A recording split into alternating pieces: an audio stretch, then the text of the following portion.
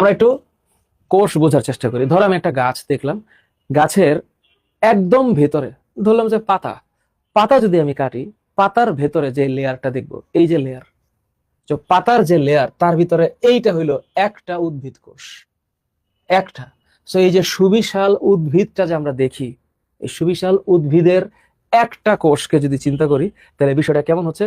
আমি আবার বলি যে আমি একটা বাইরে থেকে একটা গাছ দেখতেছি, একটা গাছ দেখতেছি, আমি বাইরে থেকে একটা গাছ দেখলাম, একদম গাছের ভেতরে একটা পাতাকে চিন্তা করি, পাতাকে প্রস্থচ্ছেদ কাটলে যে লেয়ার্স দেখা যায়, তার মধ্যে একটা লেয়ারের একটা কোষ হচ্ছে উদ্ভিদ কোষ।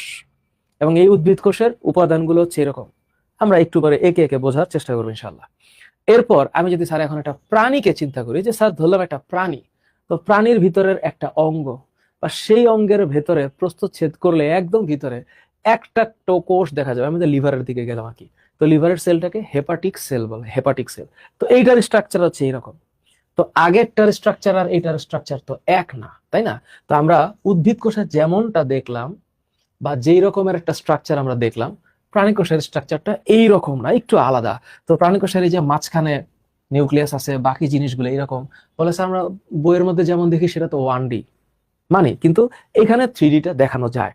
সো এখন যদি আমি একটা ওভারঅল চিন্তা করি যে স্যার দুইটার মধ্যে তাহলে পার্থক্য কি, তাহলে এই যে প্ল্যান্ট সেল, এইটার বাইরে একটা কোষ প্রাচীর আছে, আমরা একটু পরে একে বুঝবো, কিন্তু এখানে কোনো কোষ প্রাচীর নাই।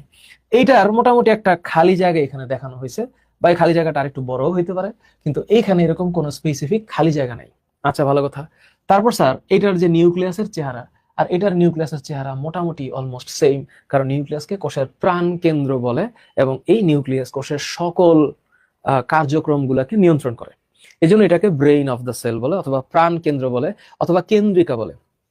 তাহলে স্যার ওর স্ট্রাকচারটা একটু ডিফারেন্ট ওরটার চাইতে। আবার স্যার ওর ভিতরে স্যার প্লাস্টিড আছে, প্লাস্টিড, কিন্তু ওর কোনো প্লাস্টিড নাই। তো প্লাস্টিড আছে, তাহলে ওর কাজ কি প্লাস্টিডের?